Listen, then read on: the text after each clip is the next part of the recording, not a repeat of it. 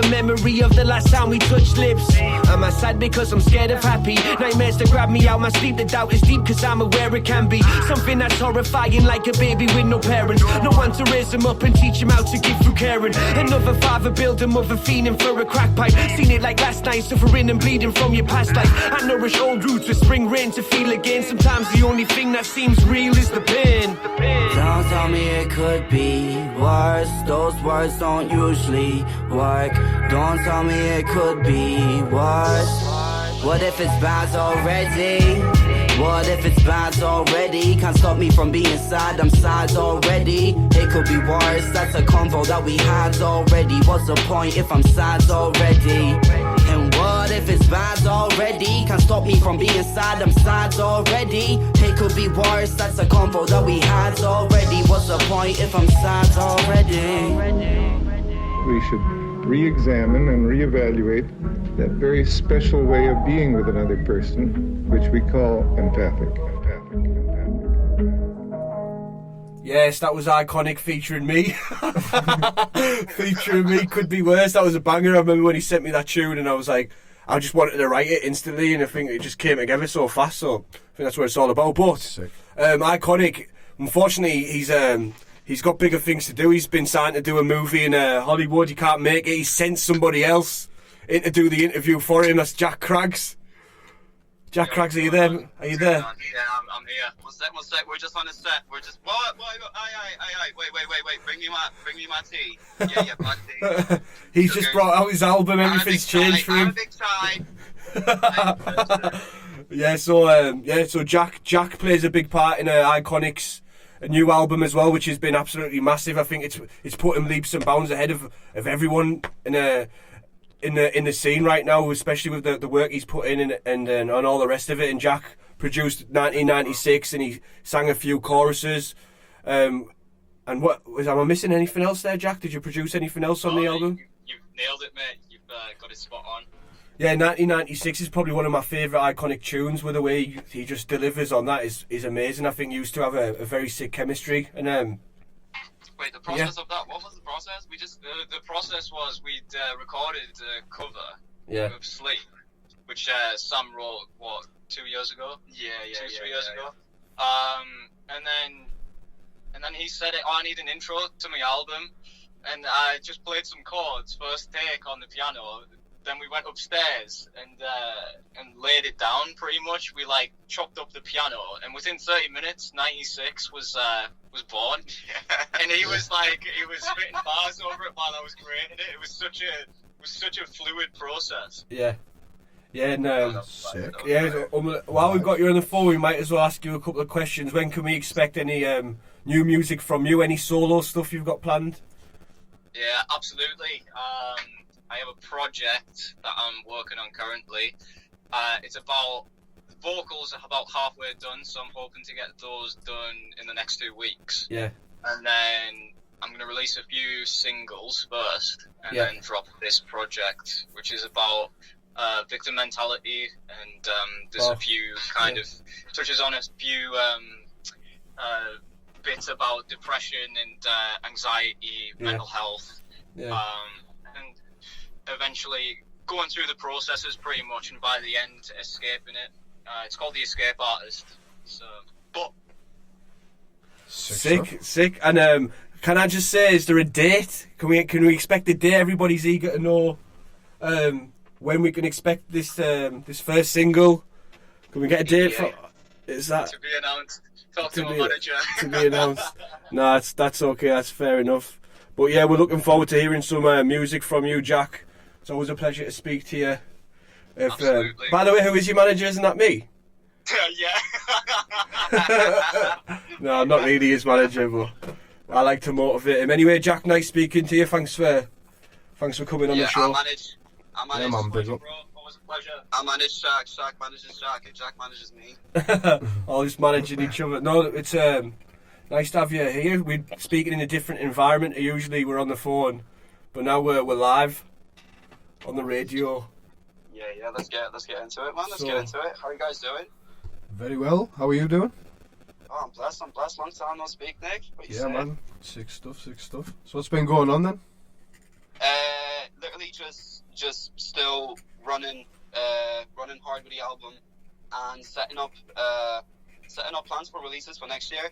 Yeah, sick. So for the people who might be listening, like playback and around the world and that, who don't know who you are, do you want to introduce yourself?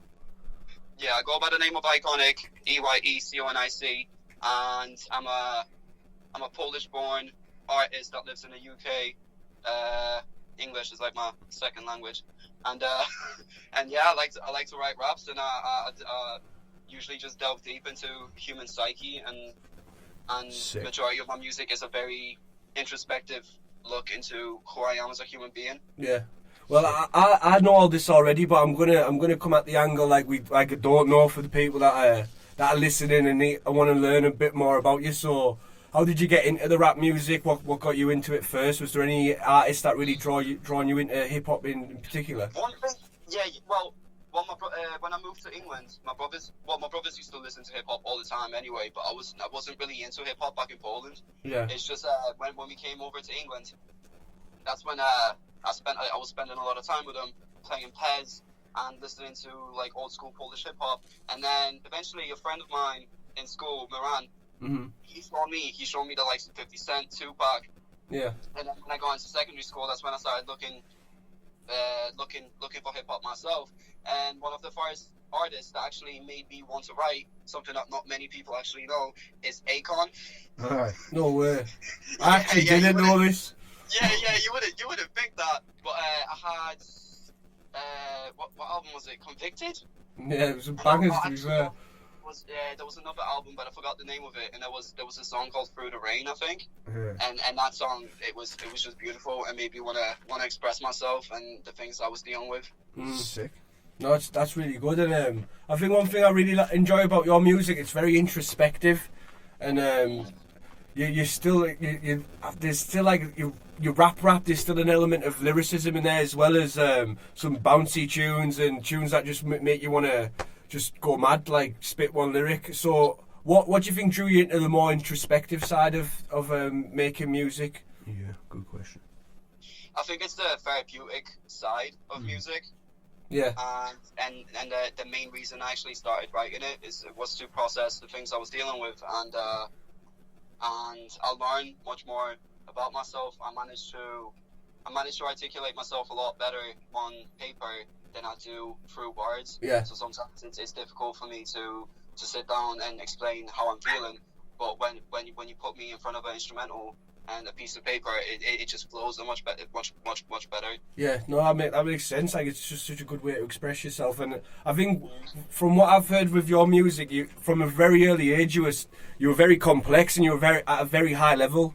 And I think what I want to ask is, where you are now, how do you feel about in terms of your skill level? How do you feel about it? Are you happy where you are? Do you feel like you're at your peak? Do you feel like you have a lot more to offer? How do you feel about that? Lyrically, I'm not sure if lyrically I care about. I love the lyrical side of it, but it's not my main focus anymore. Mm-hmm. So when I step on mic, I'm not trying to really outbar everyone, because the content I have so much faith in what I've got to say that I know that what I'm saying already pushes the message forward enough. But I can't help but write like multi-syllables and stuff, because that's just the way my brain's wired now. Yeah. So like you mentioned that 96 is one of your favorite tunes for me. Like, a lot of the complex rhyme schemes on there wasn't actually intentional. It was because it was coming out that way. Like, you do it in your sleep. No. You do it in your sleep. You don't even mean to do it, but it comes out. Like, I think that's just testament to how long you've been at the craft for and keeping your pen sharp. So progression. Thank you. Yeah, and so DNR. What was the basis of DNR? Like, what inspired you to create this album? Was it something that you planned, or was it something that just happened?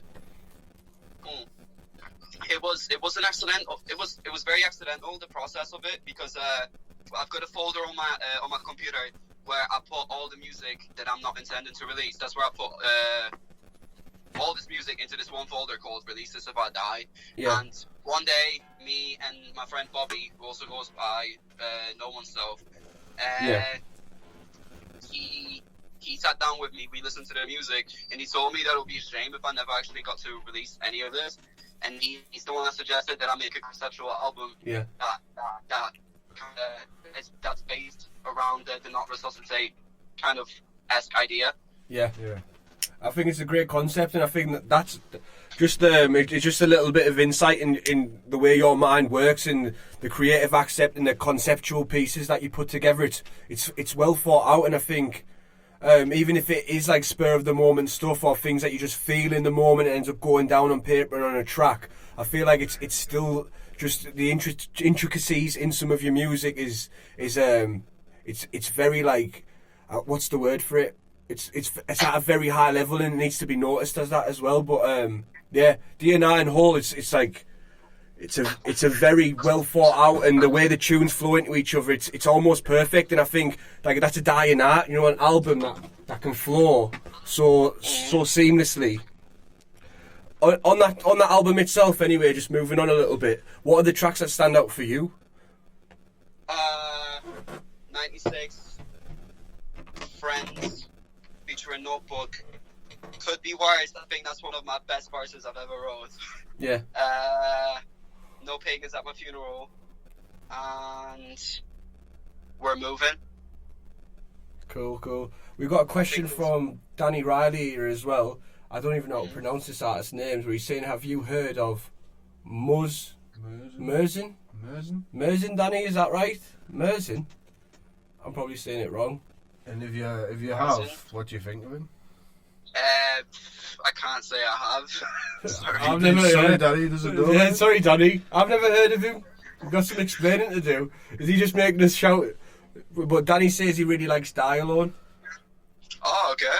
Yeah, big up Peter as well. Yeah, he's saying nice things about him. Well, tell Danny to. Well, actually, I can talk to Danny right now, innit? Like I'm live. Boom. Danny, just send me some links for his music. I haven't actually heard of him. Yeah. He said he's a sick Polish rapper. Right, he's a Polish rapper. He's connected from all around the world. This guy, Danny, he knows everyone.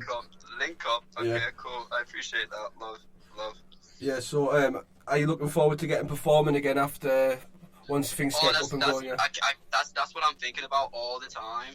But then, like, I get this weird feeling. I actually had a nightmare about this. Yeah. So when lockdown came about, I had an anxiety that made me feel like maybe by the time things actually open back up, I won't be able to perform the way that I used to. Yeah. So I had this weird nightmare where I got booked for a festival, and then I just froze up and I didn't know what to do. It was just a dead performance. I had no I didn't get no reaction from the crowd. I haven't had no back and forth with the crowd the way I usually do, and I woke up sweating, bro. I woke up absolutely sweating. If that's not a sign that you absolutely love performing, I don't know what is. He's having nightmares, you know what I mean? Yeah, that's how much that's the passion there. It's legit. I'm not like, you couldn't make this up. 24/7 on it. My anxiety's just manifested in my dreams. So We did ask the people if they had any questions, and Peter Longstaff is quite persistent on this one. He's asking what happened to a track he did with Greg. Greg's track? Ask Greg's track. Oh, no, he did a Greg's track. Oh, Greg. Oh, yeah, so I'm not sure what's going to happen with that tune. Now that Greg's is open again. Yeah, so in terms of...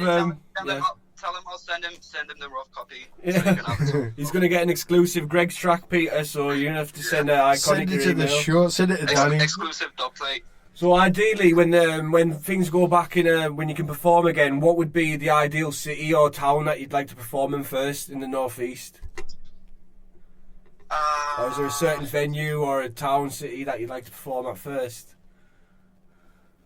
This is a long shot, innit? But O2 in Newcastle. I know that's a long shot and a half right now because like nothing's really happening. But that would be the one.